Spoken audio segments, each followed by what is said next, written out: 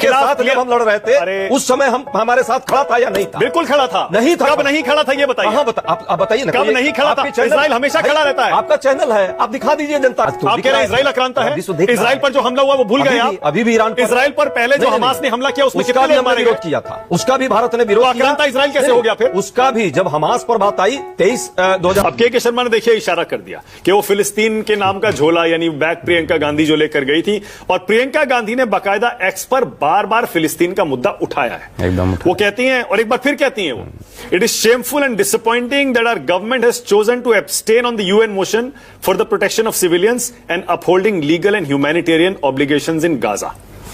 ये प्रियंका कह रही है। लेकिन आपने उस पर निशिकांत दुबे का जवाब अजय उपाध्याय पढ़ लिया होगा?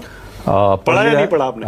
आप सुना भी लीजिए, हमने पढ़ भी लिया। लेकिन निशिकांत दुबे बताते हैं, प्रियंका गांधी जी को याद दिलाते हैं, आपको पता है इजरायली मिशन का अमेरिका के बाद पहला ऑफिस मुंबई में 1950 में नेहरू जी ने खुलवाया था। यानी हमने इजराइल को अघोषित मान्यता नेहरू जी के समय दी थी। फिर वो कहते हैं 71 में पाकिस्तान के साथ युद्ध में इंदिरा जी ने इजरायली हथियारों का इस्तेमाल किया था। फिर आपको पता है 1992 में दिल्ली में पहली बार घोषित इजरायली दूतावास खोला गया। 1948 से 2014 तक भारत ने 56 बार सुरक्षा परिषद में इजराइल के पक्ष में वोट दिया या नदारद रहे, और अंत में फिलिस्तीन का दूतावास भारत में 1996 में खोला गया। अब मैं बोलूं, मैं शुरुआत करूं। पहले तो हमारे साथी प्रवक्ता ने कहा कि विदेश नीति वाकई गूढ़ और गंभीर मुद्दों पर चलती है। मैं भी यही कह रहा हूं, और इस बात से के शर्मा जी के बात से मैं पूर्णतः सहमत हूं। लेकिन दुख के साथ कहना पड़ता है कि देश के प्रधानमंत्री को अपना पीआर स्टैंड के अलावा उनको कुछ दिखता ही नहीं। जहां जा रहे हैं वहां सिर्फ वही विदेश मंत्रालय के कर्मचारी अधिकारियों को बुला करके और कुछ हमारे साथी जो वहां रहते हैं उनको इकट्ठा करके मोदी मोदी। अरे भाई, मोदी मोदी नहीं होता है ना, भारत भारत विश्व में होता है। भारत जरूरी है, मोदी बाद में आता है।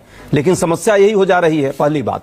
दूसरी बात आपने कही, जिस तरह से लगातार चर्चा कर रहे हैं कि भाई हम हिंसा और का सपोर्टर नहीं है, जैसे मोदी जी ने अभी कहा वहां जाकर के।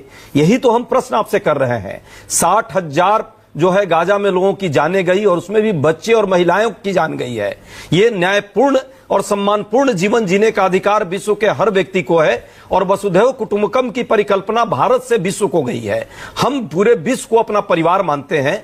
इस तरह की परिस्थिति में यदि संयुक्त राष्ट्र संघ में जब 149 देश समर्थन में है कि युद्ध विराम किया जाए, उसमें हम अब्सटेन कर जाते हैं, तो क्या हम उस शांति के पक्ष में हैं, या जो आक्रांता है, जो इस 60,000 लोगों की हत्या का दोषी है? 1.25 लाख लोग जो है वहां पे घायल पड़े हुए हैं। 2.5 से 3 लाख लोगों के घर जो उजड़ गए हैं और उनको बंधक बनाया गया है, क्या हम उसके साथ हैं जब अब्सटेन करते हैं? यही न्याय का पक्ष है। क्या हम हिंसा के साथ हैं, न्याय के साथ हैं, या हम जो है सिर्फ अपना पीआर स्टैंड डेवलप करने के साथ हैं? समस्या यहां आती है। तीसरी बात, जिस तरह हमारे साथी ने कही, प्रधानमंत्री जी विश्व में के किसी भी देश जाएं, बहुत सारे देश लगातार हो जाते रहे, 91-92 देशों की देश गए हैं, और लगभग यात्राएं तो 200 के तकरीबन पुरने वाली है। जब हमें मौका मिला, समय आया, हमारी कूटनीति का जो सबसे ज्यादा जरूरत जो था और सबसे उसकी परीक्षा होने वाली थी, पाकिस्तान इंडिया के कन्फ्लिक्ट के समय हुआ क्या?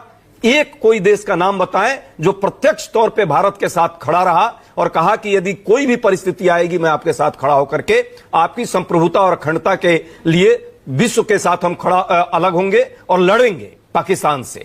कोई ऐसा एक देश क्यों नहीं आया? क्यों नहीं आया? इसके बहुत सारे कारण हैं।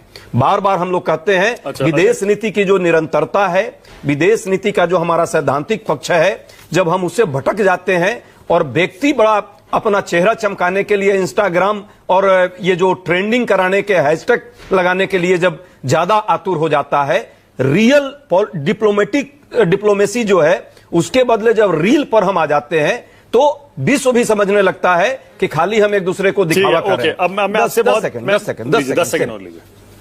डॉक्ट्रिन हमारा क्या रहा है? हमारी डॉक्ट्रिन विश्व में क्या रही है? हमारा जो आर्टिकल 21 संवैधानिक सिद्धांत है, हम और आप नहीं कहेंगे, भारत के संविधान में वर्णित एक आर्टिकल 51 है, राज्य का नीति निर्देशक तत्व है कि न्यायपूर्ण विश्व की स्थापना के लिए, शांति के लिए, विश्व में कहीं भी युद्ध हो रहा है उसको खत्म करने के लिए सद्भाव और प्रेम का हम वातावरण पैदा करेंगे। ये भारत का मोरल स्ट्रेंथ है और संवैधानिक भी हमारा बुनियादी सवाल पूछ रहा हूं। मैं आपसे एक बुनियादी सवाल पूछ रहा हूं। कांग्रेस पार्टी कह रही है कि गजा पर जो यूएन में वोटिंग हुई उसमें भारत को सीज फायर के पक्ष में वोट करना चाहिए था, ठीक है? यही कह रहे हैं ना? एकदम करना सीज चाहिए फायर के था। पक्ष में ये बोलते हमारा मानवता का ठीक धर्म है, ओके, मानवीय ओके, धर्म है ओके। हमारा। उस सीज फायर के पक्ष में बहुत सारे देशों ने वोटिंग की, 149 देशों ठीक है, लेकिन उसके खिलाफ भी कई देशों ने मात्र वोटिंग की। 12 देशों ने। ठीक है, वो 12 देश कौन कौन से थे? वो जो भी है वो आप देख नहीं, लीजिए, जो भी उससे नहीं, हमें बहुत क्या- इंपॉर्टेंट है। हमें उसके लिए वन सेकंड, हमारा वो लेना देना नहीं, ना एक सेकंड, हमारा है कि हम सैद्धांतिक पक्ष पर खड़े हैं कि नहीं। एक सेकंड हमारा मोरल क्या अरे ground रुकिए है? तो सही जी, एक मिनट। और आप कहते हैं आक्रांता, इजराइल आक्रांता है?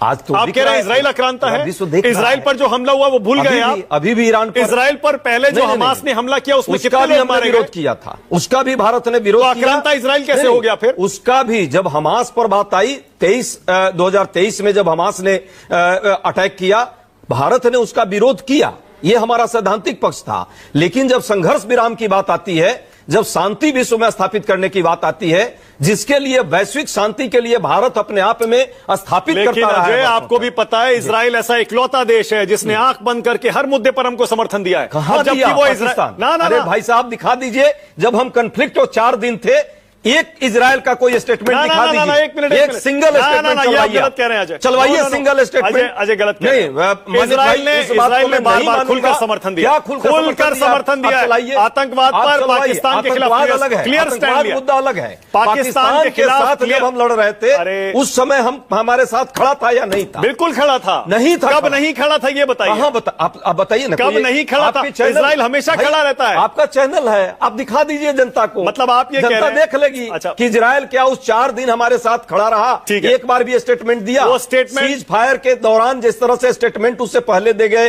ट्रंप चाचा इनके, क्या उससे पहले इजराइल भी कुछ देता, उसके बाद दे देता?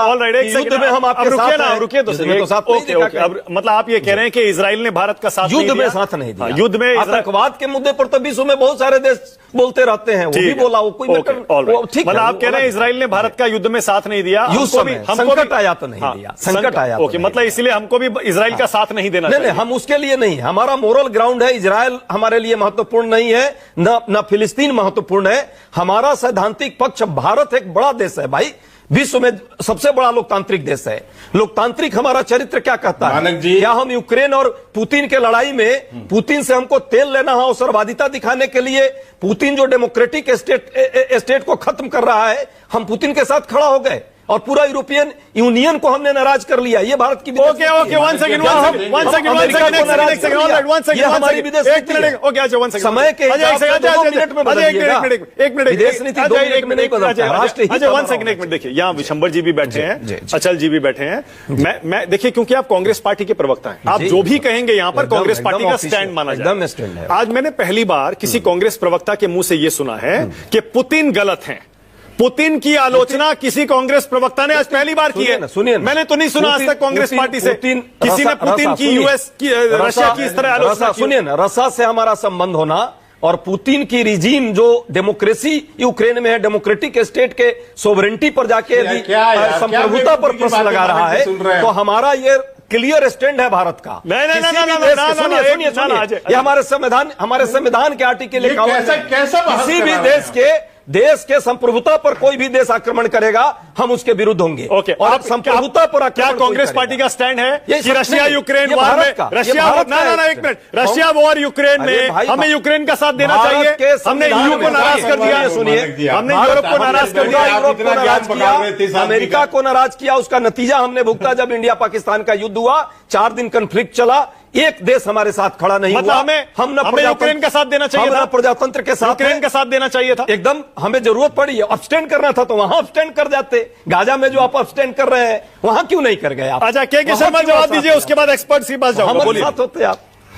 ये दोहरा चरित्र नहीं। देखिए देश बड़ा है, मुझे मोदी जी और भाजपा और कांग्रेस बड़ा नहीं है। मानक जी, और मैं आज बहुत आश्चर्यचकित हूं, आपके करोड़ों दर्शकों ने कांग्रेस के प्रवक्ता से कांग्रेस की विचारधारा को सुना। इन्होंने बड़ी स्पष्टता से आतंकियों के समर्थन में कैसे खड़े होते हैं बहुत स्पष्ट कर दिया। मैंने आतंकवादी के समर्थन में इजराइल को तो आतंकी बोले तो दीजिए, झूठ। इजराइल में जिस ढंग से जो है, नहीं बोलिए, मैं आतंकियों के समर्थन में खड़े दिख रहे हैं।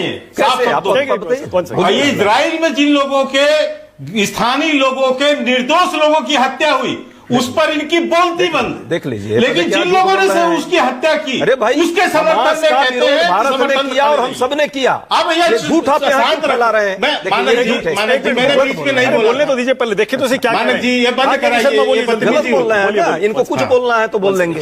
कब हमने तो बोला? आपके सारे करोड़ों दर्शकों ने देखा, आपने भी सब एक बात को देखा कि आप एक-एक अरे महिलाएं मारी जा रही हैं, हम चुप हो जाएंगे। क्या करवा रहे हैं? एक करके। हाँ बोलिए, के शब्द बोलिए। क्यों वर्सेस पे क्यों डर रहे हो? अरे वर्सेस में तो वर्सेस पे क्यों डर रहे हो? मैं भी बोलूंगा ना, एक-एक करके।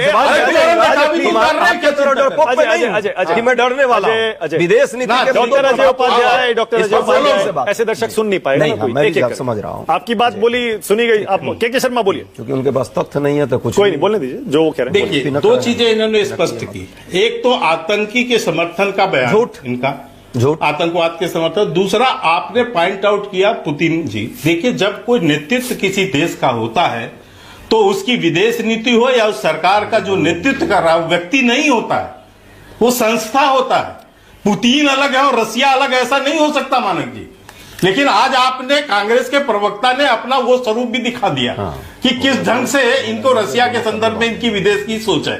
खैर, तीसरी बात मुझे आश्चर्यचकित है, इन्होंने कहा कि ये जाते हैं तो वहां पर 2-4 दूतावास के लोगों को इकट्ठा कर लेते हैं और इसके बाद वहां भाषण देते हैं। सबने देखा है कि अमेरिका हो, रसिया हो या विभिन्न बड़े बड़े देश हों, जहां 50-50, 40 हजार, 1-1 लाख लोगों की संख्या के बीच माननीय प्रधानमंत्री जी का स्वागत और अभिनंदन होता है।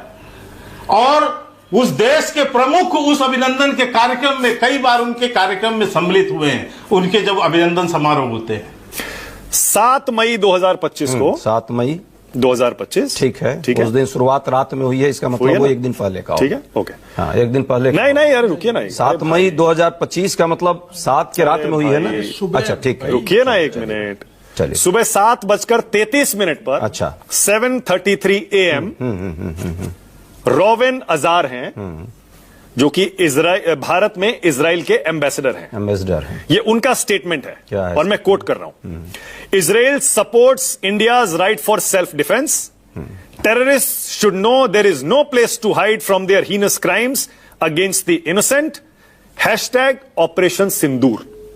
इससे ज्यादा क्लियर समर्थन, साफ समर्थन हो नहीं सकता। ऑपरेशन सिंदूर के समर्थन में इजराइल के भारत में राजदूत ने बाकायदा एक्स पर लिखकर अपना स्टेटमेंट, इजराइल के यहाँ के राजदूत ने लिखा, क्या इसमें स्पष्ट लिखा कि हम पाकिस्तान के विरुद्ध में हैं? अरे ऑपरेशन सिंदूर किसके खिलाफ था? क्या बात करते हैं अजय, प्लीज। टेररिस्ट, भारत सरकार टेररिस्ट पर तो हमने भी मारा, भी टेररिस्ट की बात, तो हमारा ही तो स्टैंड है, टेररिस्ट को मारा हमने। सीज फायर का पूरा केस ही उसी पर था। 10 सेकंड उनका जरा तीनों का जवाब देने दीजिए। एक तो फिलिस्तीन के लोगों को ये आतंकवादी पूरे लोगों को कह रहे हैं, हम कह रहे हैं 60,000 फिलिस्तीनी सामान्य लोग मारे गए, क्या उनके साथ भारत को खड़ा रहना चाहिए कि नहीं, जिसमें बच्चे और महिलाएं हैं? तो ये कह रहे हैं कि आप आतंकवादियों के साथ हैं। ये दोहरा चरित्र है। मतलब अब अभी इनका सांसद जाकर के क्या कहा निशिकांत दुबे कि हम लोग फिलिस्तीन के साथ हैं। ये विवादास्पद और इस तरह दोहरा चरित्र जीते कैसे हैं आप लोग? चलिए ओके, दूसरी बात, 10 सेकंड आतंक, ये रसा की बात कर रहे हैं लगातार। नहीं, सुन लीजिए, दूतावास की भी बात आपने की है। अरे भाई, इससे पहले इस देश में कभी कोई प्रधानमंत्री नहीं हुआ क्या? दूतावास का काम लोगों को इकट्ठा 1-1 लाख लोगों को करना है, ये PR स्टैंड चलाना है। ओके, अब रुक जाइए।